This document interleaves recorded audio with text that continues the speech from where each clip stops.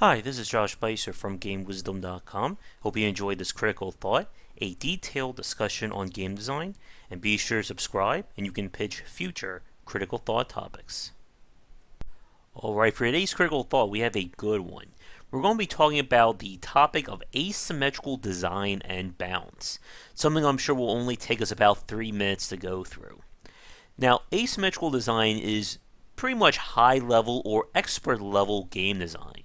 And it's something that's not easy to do, and a lot of games can certainly end up struggling with. But for those of you who don't know what the topic is, when we say asymmetrical design, we're referring to games where players or items, or basically things that can be chosen, are not perfectly equal. A counter example would be pretty much any sport in the world today. You know when you're watching a tennis match that both players have tennis rackets and are going to be on the same kind of surface.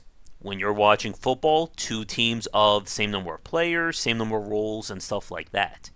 When we talk asymmetrical design, we're referring to both sides, players, teams, whatever, can have completely different abilities and options during their match. And for me personally, asymmetrical design has become a major part of some of the most well-watched or some of the most popular and watched, there we go, competitive games over the last 2 decades. From StarCraft, Overwatch, Mortal Kombat, Street Fighter, League of Legends, and so on. And for me personally, I prefer it, and why I just can't get excited about watching traditional sports. Because when both sides are the same, it means there is a fixed limit of what can actually happen in a match. But when we're dealing with two completely different sides, weapons, champions, whatever, it opens up the door to a lot more variety and a lot more situations that you can't normally predict. Sure, a Ryu versus Ryu fight in Street Fighter will have similar attacks, similar combos, but if it's Ryu versus Bison, Sagat, Vega, you name it, it becomes a lot different. Now, with that said, of course, it's also a lot harder to balance, and why it's very hard to get right and very easy to screw up on. When we talk about asymmetrical design, it's typically seen in either strategy games, fighting, and even stuff like CCG. It's going to be mostly seen in competitive based titles, simply because of the options there. In most co-op games, we usually stick with standard builds, and there's not as much focus on balance since it's player versus the environment instead of player versus player. Now, the challenge, of course, is the fact that we're not dealing with basically apples to oranges. This is like trying to compare, let's say, goat carts to space whales. It's just completely out of the realm of traditional balancing. And because of that, it becomes harder to figure out if something is going to be overbalanced or underbalanced. And keep that in the back of your mind, because I'm going to be coming back to that in the next few minutes. Now, when we talk about the difference between asymmetrical and symmetrical balance, it becomes less about raw numbers. And here's an example. Let's say we're designing a first-person shooter, and we have 2 guns. Without knowing anything else about them, the 2 factors we're looking at is gun A has, let's say, 10 points of damage per shot. Gun B has 40 points of damage per shot. Now, if we don't know anything else or any other variables, then it's pretty easy to see that there is an imbalance here. Why would someone choose gun A over gun B? So either something has to be buffed or something has to be nerfed. Now that's the easy example. Here's the trickier one. Let's say we have 2 powers. One power lets the player teleport to a high up top ledge if they're being damaged as a means to escape or to attack from a better angle. Power 2 is an instant kill ability that one player can use to, as the name applies, instantly kill an opposing player. Which one would be overpowered here? Now, if there are no other details, probably most of you will say the instant kill power, because if you can immediately kill another player, surely that must be overpowered. But let's add in a few more variables. Let's say that the instant kill ability has 5 seconds of windup and leaves the player completely exposed and can be easily countered. While the teleport skill has a, let's say, 1 second of prepare and can be repeated, let's say, every 5 seconds. Now we have a bit of a different situation here, because now the teleport power sounds very overpowered. If I can just immediately teleport every second away from an opponent, how am I supposed to be taken down? And it sounds more like the power that lets you kill players instantly is the weaker of the two. And this goes back to what I was just saying. When it comes to asymmetrical design and balance, it really becomes about overpowered versus overpowered, because you're dealing with abilities that not every player can have access to. One of the best examples of this would be, of course, StarCraft. In StarCraft, the Terran Marines are completely different from the Protoss Zealots and the Zerglings. And there is no one-to-one comparison. Yes, you can tweak stats as much as you like, but obviously anyone who's played StarCraft will tell you that the Zealots do not behave like the Marines and of course like the Zerglings. And this of course makes it very hard when it comes to balancing, and more importantly, when it comes to deciding if something is considered too good. When we're talking about powers and abilities like this, there's a very thin line between being unique and overpowered and it's just a aha, I'm better than you and there's nothing you can do power, versus something that is just meh. Like, why should I take this above anything else? When we talked about TCG and CGG, CCG, there we go, CCG balance in games, I mentioned the issues I have with Gwent and these kinds of oases of being overpowered. Certain cards and certain combinations are amazing, while other combinations just are lacking. And that's the very tricky nature of asymmetrical design. For instance, let's take a look at Overwatch. And Overwatch is one of those games that it's up there with Minecraft, as I'm so shocked with how much it's taken off. And with Overwatch, the strangest thing has to be the powers of the various heroes.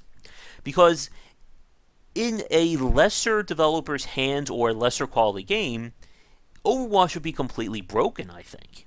So here's a bit of a test here. Let's, for a minute, imagine that Overwatch doesn't exist. And I come to you with an idea for a first-person shooter team-based title where one character has ability that lets him kill anyone in one shot that he sees. If I didn't tell you anything else, how many of you would think that that would be considered broken or overpowered? I'm sure a lot of you. But when it comes to balancing asymmetrical abilities and design, the devil is really in the details. Now, obviously, for those of you who play Overwatch, you know I am talking about McCree. And from the outside, it sounds like McCree has a very broken ability. The second we hear that it's high noon somewhere, we know he's about to try and kill the entire team. But, as anyone who's played Overwatch or has watched matches will tell you, it is a far different story. There's a lot that goes into the timing and just the luck in some cases of being able to pull up McCree's attack when everyone knows you're about to do it. And it's always the little details when it comes to asymmetrical design that can impact a character and determine whether or not it's over or underpowered. Another example would be something like Bastion. Bastion is just a great mystery in terms of being designed, because typically when we think of team-based shooters, we don't think of a close-range guy with a shield. It just sounds, completely off compared to the rest of the game. And Bastion's ability to put up a shield that not only blocks shots, but your friends can shoot through, again, it sounds like something in the wrong hands that could be completely broken.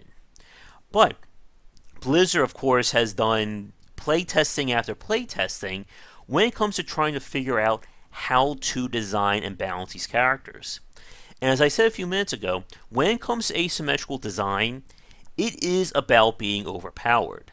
If I have something that you don't have, obviously it's going to be looked at as being an overpowered or an unfair advantage. So the challenge, of course, is figuring out how do I make every power to be completely unbroken, unfair, complete, insane to use, but at the same time can still be countered or compensated for by the other characters and their extreme powers. Another great example from Overwatch would be something like Sombra, who one of her abilities, I think it's her ultimate, can basically shut down the other player's ability to use their skills and ultras. Again, in another game, that would be considered completely broken and too powerful. How dare you shut down my ability? That's completely unfair.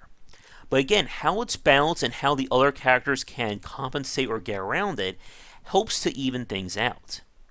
Now, when it comes to asymmetrical design, if you've read like developer blogs or listened to interviews, a common phrase that gets brought up when it comes to balancing or figuring out if something is too good or not good enough is the 50-50 rule. What that essentially means is that any ability or build or whatever should be able to reasonably be able to win 50% of the time. Think of it as rock, paper, scissors. If I'm rock and you're scissors, I win. If you're paper, I'm rock, I lose. But here's the trick. 50-50 doesn't really work. It's not really plausible. And it's time for a quick game design quiz. Pause this video right now, or you have until the time it takes me to take a sip of water, and see if you can figure out why the 50-50 rule can't really hold water when it comes to competitive-based games, or really just video games in general.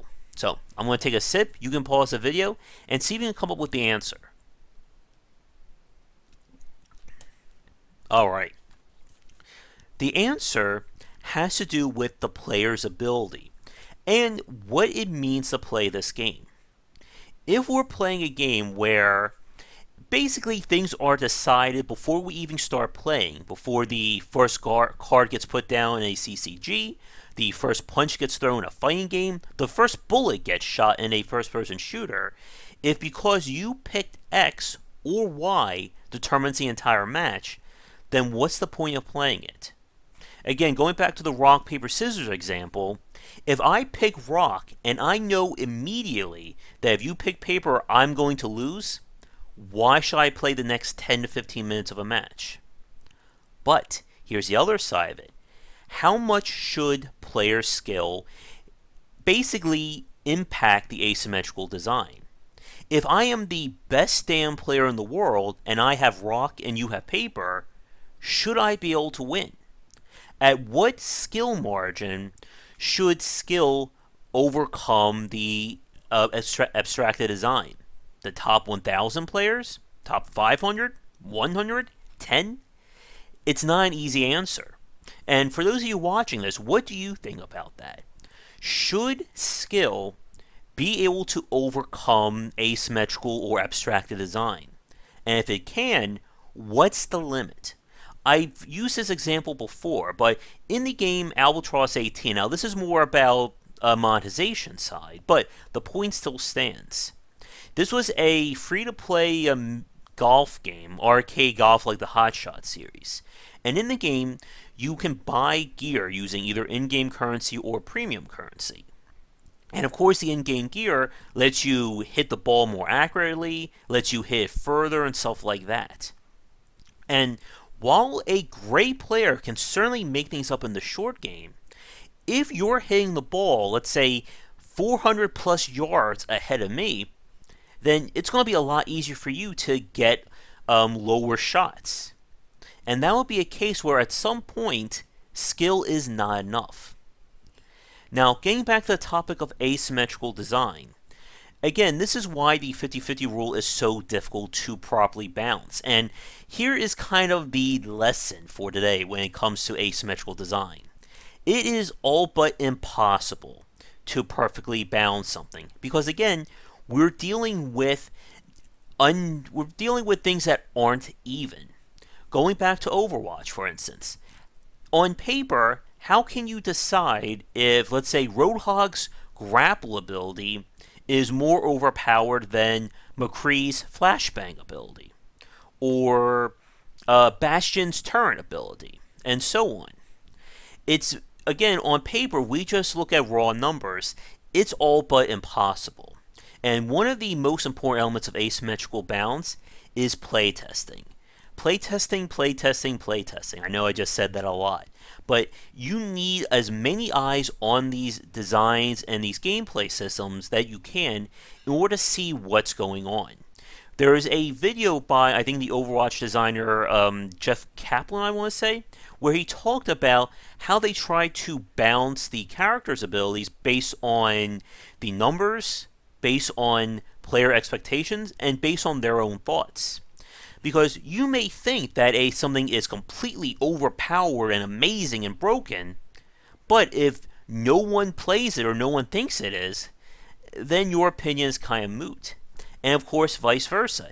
If everyone finds that one ability is completely unfair and broken, and you're like, I don't see it, then there's also a problem.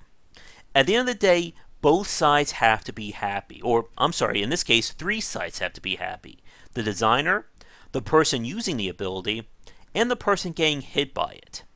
And if those three aren't being satisfied, then there is going to be an imbalance. So to wrap things up, one final question for you folks. Obviously, we brought up some big name examples here. StarCraft, Overwatch, Dota, League of Legends, and the like. Can you think of other games that featured either very close or almost near perfect asymmetrical balance with its characters, cards, units, whatever? Let me know in the comments below. But as always, thank you so much for watching. If you enjoyed today's Critical Thought and you're new, be sure to like and subscribe. Let me know you have a future topic for any of the vlogs here. And be sure to check back daily for more design discussions here and on Game Wisdom, where we examine the art and science of games. Until then, have a great night. Thank you so much for watching this video. If you enjoyed it, be sure to like and subscribe to the channel, and of course share with your friends. It always helps out. For daily posts on all manner of game design and industry topics, check out game-wisdom.com. To support the site and everything that I do, be sure to check out the Patreon campaign. If we can hit goals, it will mean more content for everyone to enjoy, and I'll be able to support myself and my household. If you want to follow me, you can find me on Twitter at GWBycer for updates throughout the day and random thoughts from me. And lastly, you can find me on Twitch right over there at GWBycer for daily streams most nights around 10 Eastern.